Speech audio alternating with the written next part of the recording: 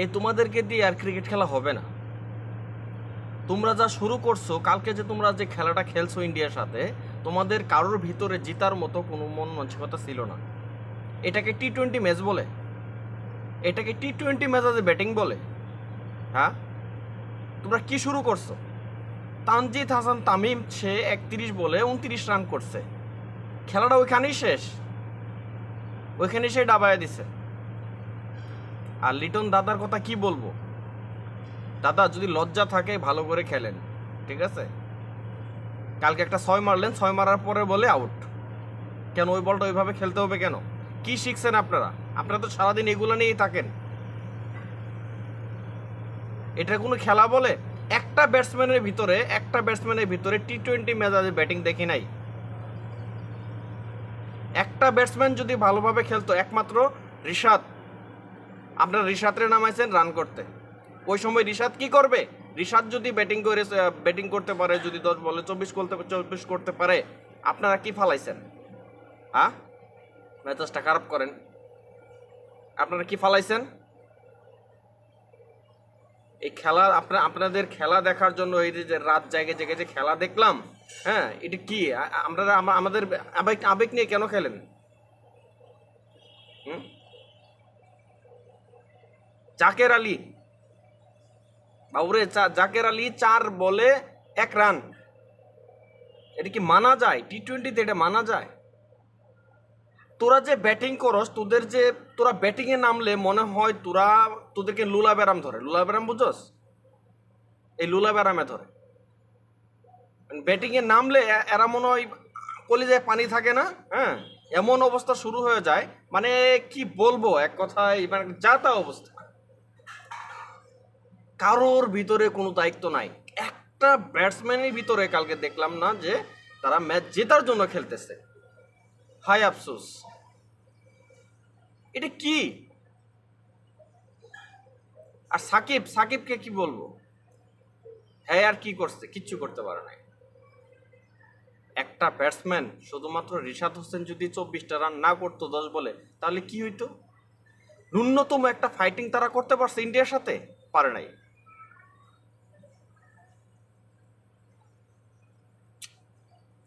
আসলে তোদের দিয়ে আসলে ক্রিকেট খেলা হবে না। তোদের যদি লজ্জা থাকে, আল্লাহর দোহাই লাগে, তোরা এই ক্রিকেট খেলা থেকে অবসর নে। আর মাহমুদুল্লাহ 12 বলে, 15 বলে 12। আরে ওই সময় তো ব্যাটিং এর কি বলবো, আপনার যখন 10 ওভার শেষ হয়ে গেছে, তখনও যদি তারা টি-20 ম্যাচে খেলতো, ভালোভাবে ব্যাটিং করতো, তাও তো অ্যাটলিস্ট একটা ফলাফল আসতে পারতো। হারবি ঠিক আছে, একটা মান সম্মান নিয়ে হার। 100% সেই খেলাটা কালকে হেরে যাব আমরা, ঠিক আছে, আমরা আগেই জানি আমরা হেরে যাব, বুঝলাম। একটা মান সম্মান নিয়ে হারা উচিত ছিল। আজকে বাংলাদেশের ক্রিকেট কোথায় গিয়ে দাঁড়াইছে? বাংলাদেশের আসল রূপ এই 2টা ম্যাচে ধরা পড়ছে। এন্ড সামনে আফগানিস্তানের সাথে যে ম্যাচটা আছে, আমার মনে হয় না আফগানিস্তানের সাথে বাংলাদেশ জিততে পারবে। আফগানিস্তান ছেড়ে দিবে না।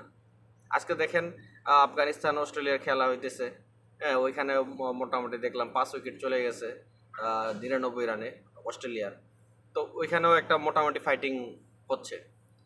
বাংলাদেশ যে 2টা ম্যাচ খেললো অস্ট্রেলিয়া আর ইন্ডিয়ার সাথে, ন্যূনতম ফাইটিংটাও করতে পারে নাই।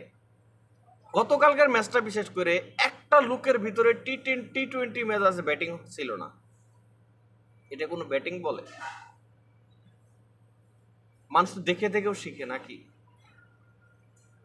টি-20তে যে টেস্ট খেলতেছে। আর শান্ত শান্ত 40 রান করছে, বাট 32 বলে। টি-20তে মানায় না দাদা এটা। টি-20তে 32 বলে 40 রান, এটা মানায় না। ম্যাচ ওখানেই